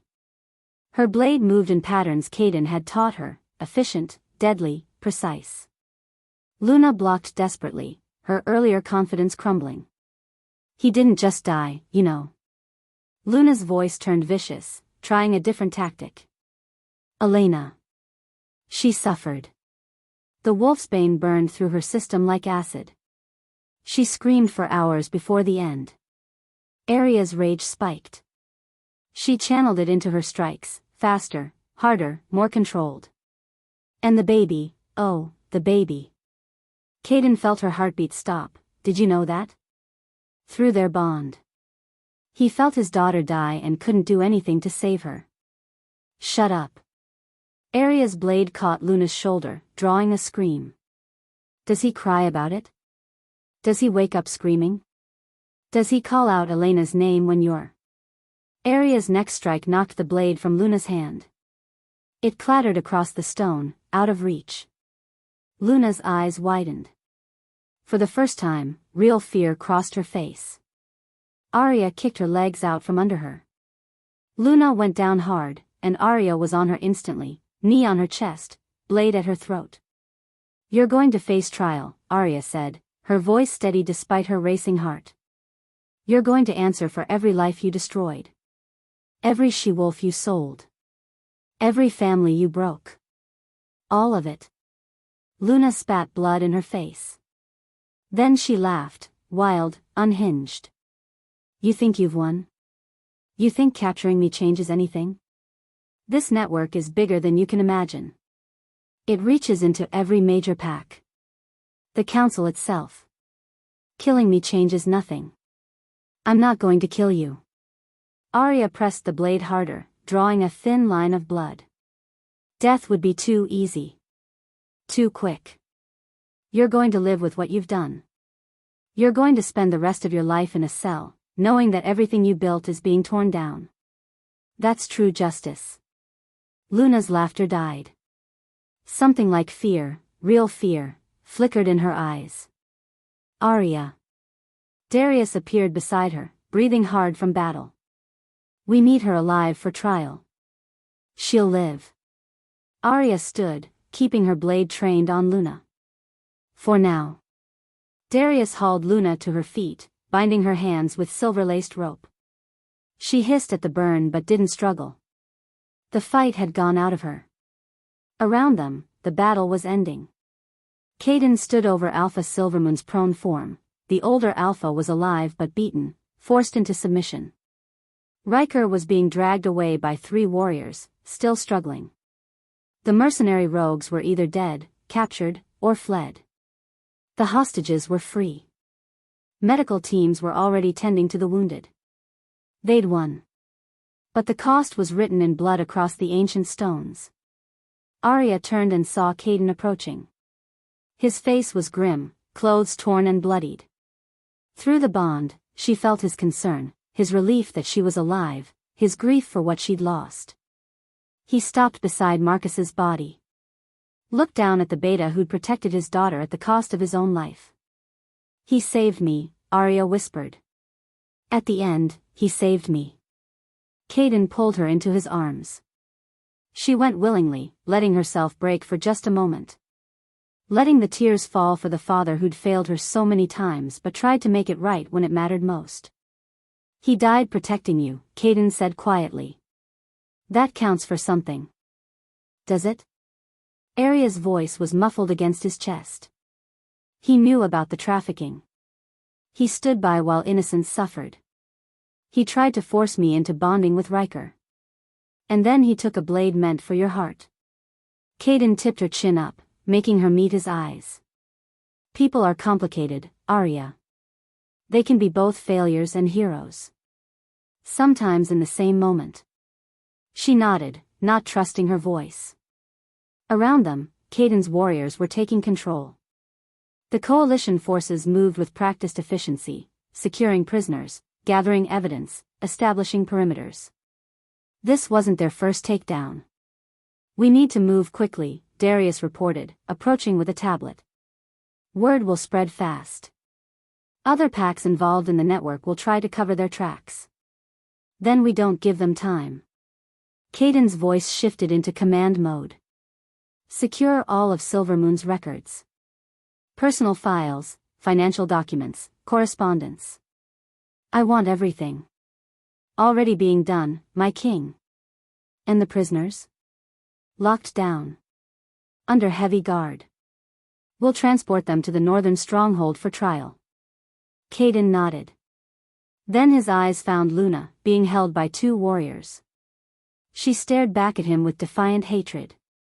You murdered my mate, Caden said quietly. You murdered my daughter.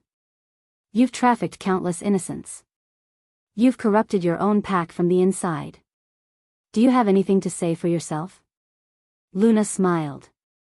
Blood stained her teeth. I regret nothing. And you'll never get them all. The network goes deeper than you know. Higher than you can reach. We'll see. The trial was held that evening in Silvermoon's Great Hall. Representatives from 15 allied packs sat in judgment. The evidence was overwhelming: documents, testimonies, physical proof of trafficking operations spanning a decade. Luna, Alpha Silvermoon, and Ryker stood before the coalition in silver chains. Aria gave her testimony. Told them everything, from the mating ceremony to Luna's confession, from the evidence of trafficking to her father's final sacrifice. Her voice remained steady throughout, even when describing the hardest parts. The coalition alphas listened with growing horror and rage. Several had lost pack members to the trafficking ring. Others had suspected something but lacked proof. Now they had proof. Mountains of it. When Aria finished, she met Luna's eyes across the hall. Her former friend showed no remorse. No regret. Just cold, empty defiance. Luna Silvermoon, the lead alpha, intoned. You are charged with murder, conspiracy, trafficking, and treason against the Wolf Nations. How do you plead? Guilty. Luna's voice rang out clearly. And I'd do it all again.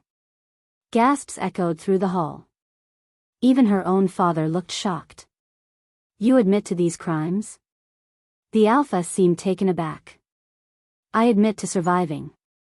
Luna's eyes swept the assembled wolves. You call it trafficking. I call it resource management. You call it murder.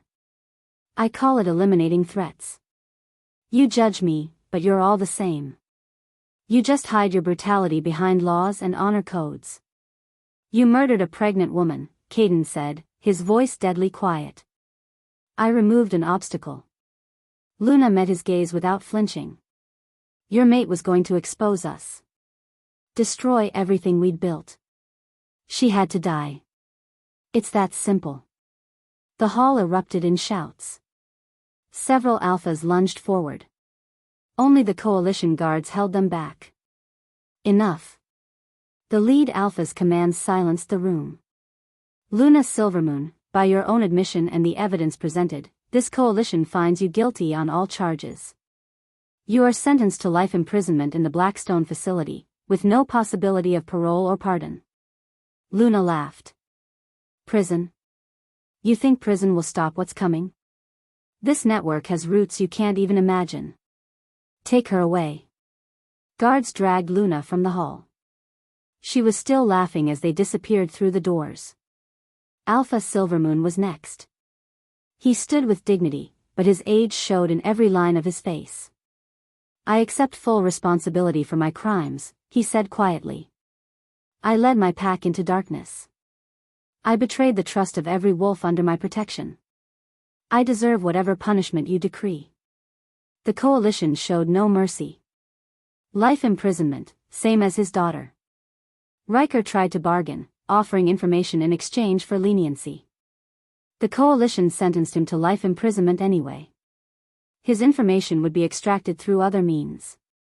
Dozens more were judged, beta wolves who'd helped with trafficking, warriors who'd guarded the operations, healers who'd prepared poisons. Some received prison sentences. Others were exiled from pack lands, forced to live as rogues. By the time it ended, Silvermoon Pack's entire leadership structure had been dismantled. We'll need new leadership, Darius said as the hall emptied. The pack can't function without structure. Promote from within, Caden decided. Find the clean ones. The ones who stood up last night. They've earned the right to rebuild. And Aria's brother? Finn? Aria's head snapped up. She'd almost forgotten about Finn in the chaos. Where is he? Is he safe? He's fine, Darius assured her. Still recovering, but he's asking for you.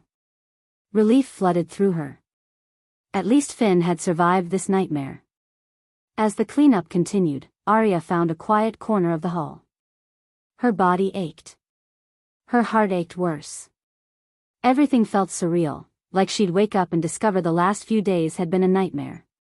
But the bond hummed steadily in her chest, tethering her to reality.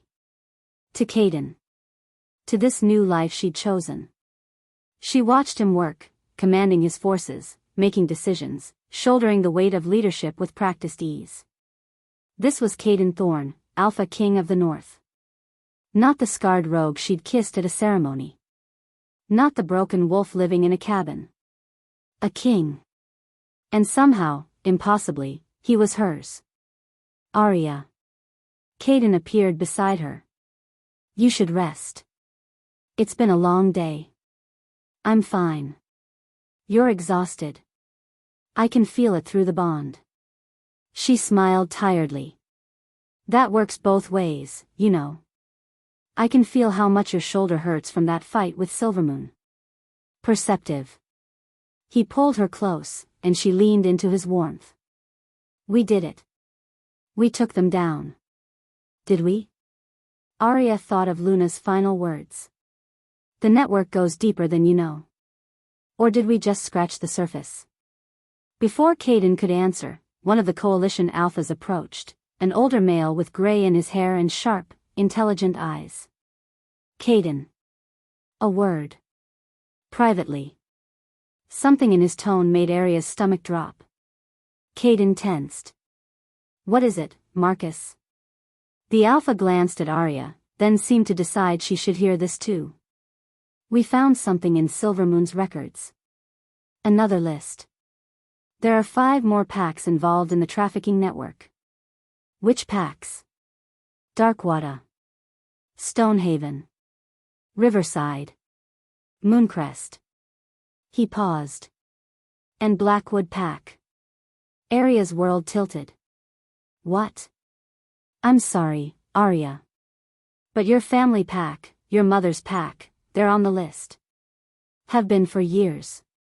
She couldn't breathe. Couldn't think. Blackwood pack. Her mother's family.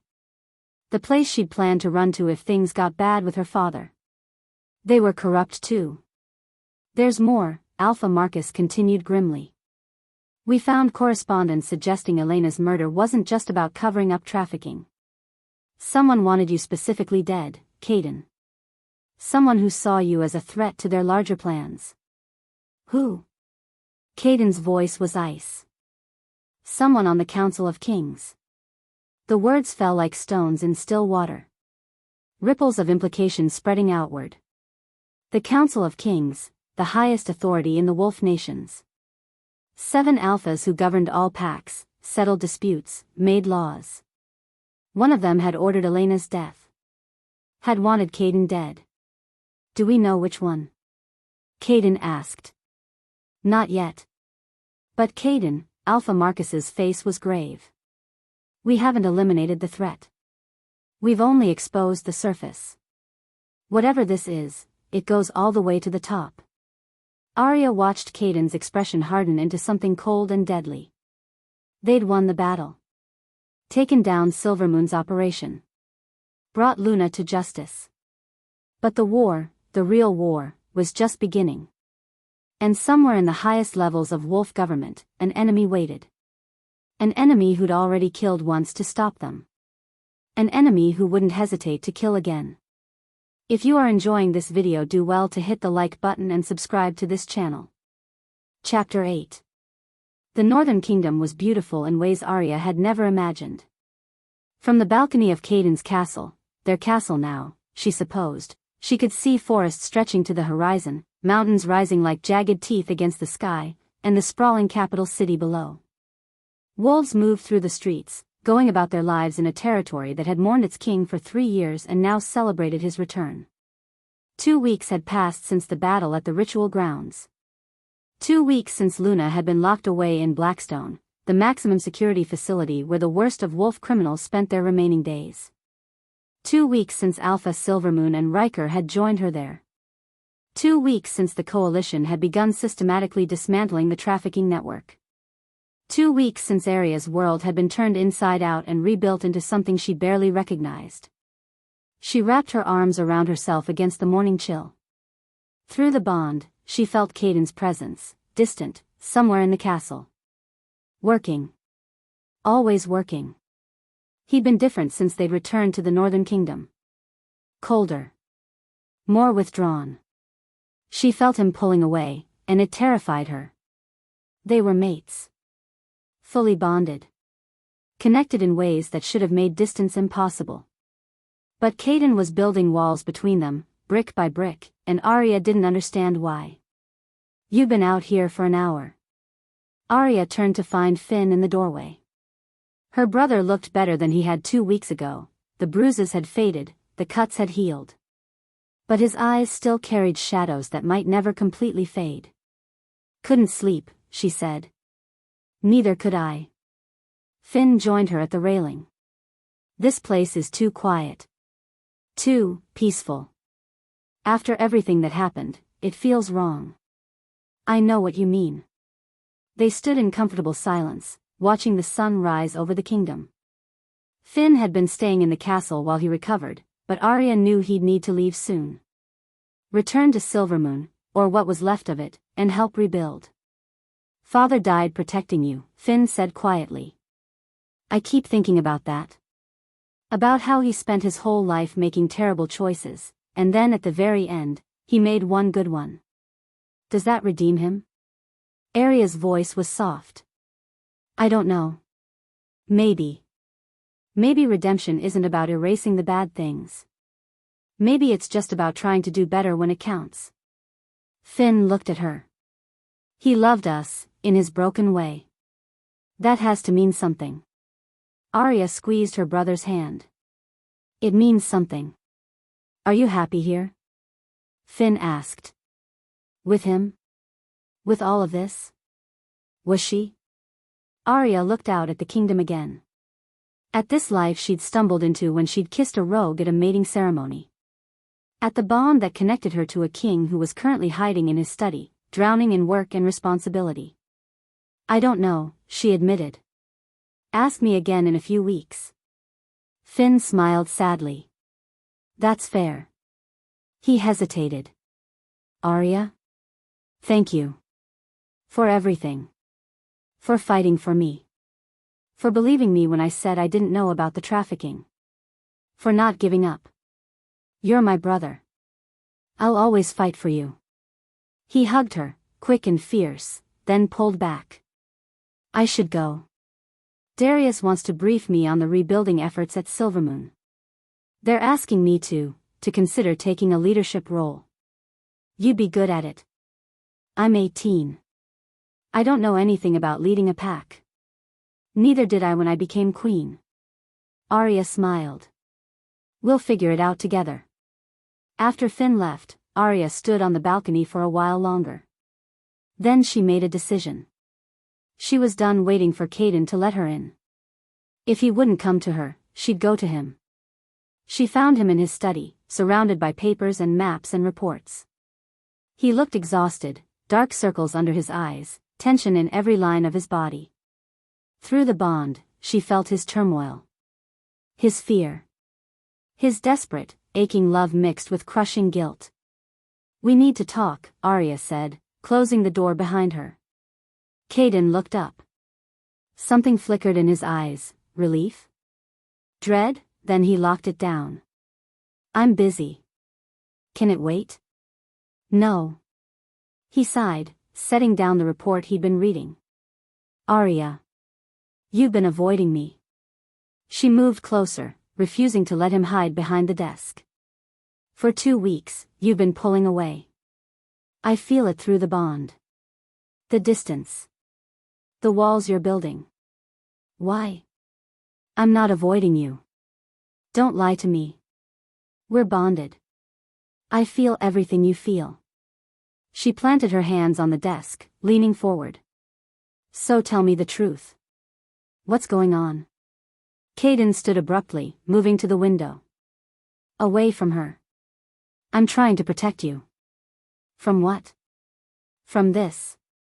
He gestured sharply. "From a life of politics and assassination attempts and enemies who'll come for you just to hurt me. From the burden of being queen to a king who has more enemies than allies. From," his voice cracked. "From dying because you were unlucky enough to bond with me." Understanding crashed over Aria like a wave. "This is about Elena. Elena died because of me." Caden's control finally shattered. "She was investigating the trafficking ring because I encouraged her to stand up for what was right. She was in Silvermoon territory because I sent her as a diplomat. She died choking on poison while our daughter's heartbeat faded, and I couldn't save her. I couldn't save either of them. That wasn't your fault." "It was." He spun to face her. "And now you're here, wearing a target on your back because you're bonded to me. There's a traitor on the Council of Kings who wants me dead. Who ordered Elena's murder and will order yours the moment they get the chance. How am I supposed to live with that? How am I supposed to?" His voice broke. "I can't lose you, Aria. I can't survive that again." Aria crossed the room and took his face in her hands, forcing him to meet her eyes. "So your solution is to push me away? To make me feel like I'm not wanted here? I'm giving you a choice." His silver eyes were haunted. "Stay and become my queen, with all the danger that entails. Or I'll help you build a new life anywhere you want. Give you money, protection, a fresh start. I'll endure the bond's pain. You'll be free." "Free?" Aria's laugh was incredulous. "You think I want to be free of you? You should. This isn't the life you chose." "You're right." She cut him off. "I didn't choose this life. I chose you. I chose you when I kissed you at that ceremony, desperate and terrified and hoping for any escape. I chose you when you told me the truth about who you were. I chose you when we fought Luna together. I choose you now, Caden. Every day. Every moment. But the danger. I'm not Elena." Aria's voice was fierce. "I'm not saying that to diminish what you had with her. She was good and brave and she deserved better than what happened to her. But I'm not her, Caden. I'm not fragile. I'm not naive. I'm a fighter. I faced down Luna. I survived silver poisoning. I'm still standing. For now. Listen to me." She tightened her grip on his face. "Yes, there's danger. Yes, someone on the council wants us dead. Yes, this life is going to be hard and scary and probably violent.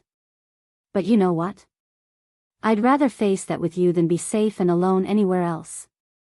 Because this," she pressed her hand to his chest, over his heart. "This matters. What we're doing matters. Taking down the trafficking rings. Reforming the pack laws. Fighting for wolves who can't fight for themselves. That's worth the risk. Through the bond, she felt his walls crumbling. Felt his desperate hope fighting with his fear. I love you, she said simply. Not because the bond forced me to. Not because you're a king or because you saved me. I love you because you're honorable and broken and trying so damn hard to do the right thing even when it costs you everything. I love you, Caden Thorne. And I'm not going anywhere. The bond flared between them, golden and bright and right. Caden made a sound somewhere between a laugh and a sob, pulling her into his arms. Then I'm the luckiest bastard alive, he whispered into her hair. Aria smiled against his chest. Damn right you are. They stood there for a long moment, holding each other, letting the bond settle into something stronger than fear. Something like hope. I'm terrified, Caden admitted quietly. Of losing you. Of failing you. Of not being enough. Welcome to the club. Aria pulled back to look at him. I'm terrified too. But we'll be terrified together. Deal? He kissed her, soft and deep and full of promises. Deal. Over the following days, something shifted. Caden stopped pulling away. Started letting Aria into the work of ruling, the burden of leadership, the weight of his responsibilities. They became partners in truth, working together to root out the corruption, to rehabilitate the trafficked she-wolves, to reform laws that had been broken for too long. Aria trained with the elite warriors, learning to fight with the skill befitting a queen. She was quick, strategic, and absolutely refused to be anyone's easy target. The warriors respected her. Some even feared her a little. She met with representatives from the allied packs, using her experience at Silvermoon to help implement reforms. She had ideas, good ones, about how to prevent future trafficking networks. About how to protect vulnerable wolves. About how to build something better. And she reached out to Finn, helping him navigate the complicated process of rebuilding Silvermoon Pack. Her brother was young, but he had their father's strategic mind without his corruption. He'd make a good leader. Maybe even a great one. She and Caden worked together to investigate the Council of Kings. It was slow, dangerous work. They couldn't let the traitor know they were coming. But piece by piece, they were building a case. Gathering evidence. Getting closer. The bond that had started as a desperate escape became an unbreakable partnership. They were stronger together than either had been alone. The coronation was held on the first full moon after the battle. Representatives from every allied pack gathered in the Northern Kingdom's Great Hall. Thousands of wolves, alphas, betas, omegas, rogues who'd pledged loyalty to Caden's coalition. All there to witness Aria Blackwood become queen. She wore a dress of deep blue, the color of midnight. And on her head, at Caden's insistence, sat Elena's crown. Delicate silver worked into the shape of leaves and stars, beautiful and terrible and weighted with history. She would have wanted you to wear it, Caden had said when he'd given it to her. She would have wanted you to carry on what she started. Now Aria stood before the assembled wolves, the crown heavy on her head, and prepared to make her vows. Caden stood beside her, resplendent in formal robes, every inch the Alpha King. Through the bond, she felt his pride. His love. His absolute certainty that she was exactly where she belonged. Aria Blackwood, the High Priest intoned. Do you swear to serve the Northern Kingdom and its allies? To protect the weak and challenge the corrupt? To rule with wisdom, courage, and compassion? I swear it. Then by the power vested in me by the Council of Packs, I crown you Queen of the Northern Kingdom. May you rule long and well. The crowd erupted in cheers. Aria stepped forward to address them. The hall fell silent. I didn't choose to be queen, she said, her voice carrying across the vast space. I chose to be free. Free from corruption. Free from wolves who saw me as property to be traded. Free to make my own choices and forge my own path. She paused, letting her gaze sweep across the assembled wolves. But I've learned that freedom means more than just escaping what you don't want. It means fighting for those who can't fight for themselves. It means standing against corruption, even when it's hidden in the highest places. It means refusing to let fear dictate your choices. Her hand found Caden's. He squeezed it gently. My mate and I will not rest until every wolf, alpha, beta, omega, or rogue, can live without fear. Until trafficking is a memory. Until corrupt leaders answer for their crimes. Until the strong protect the weak instead of preying on them. Her voice rang with conviction. This I swear. On my bond. On my crown. On my life. The crowd roared its approval. Beside her, Caden smiled, rare and genuine and full of love. That night, they stood together on the balcony of their chambers, looking out at the kingdom that was now theirs to protect. Regret kissing the rogue yet? Caden asked, a hint of humor in his voice. Aria grinned. Best decision I ever made. Though you could have mentioned the whole Alpha King thing earlier. Where's the fun in that? She laughed, and he pulled her close. They kissed as the moon rose, two broken wolves who'd found each other in darkness and built something stronger than either could have alone. I love you, Caden murmured against her lips. I love you too.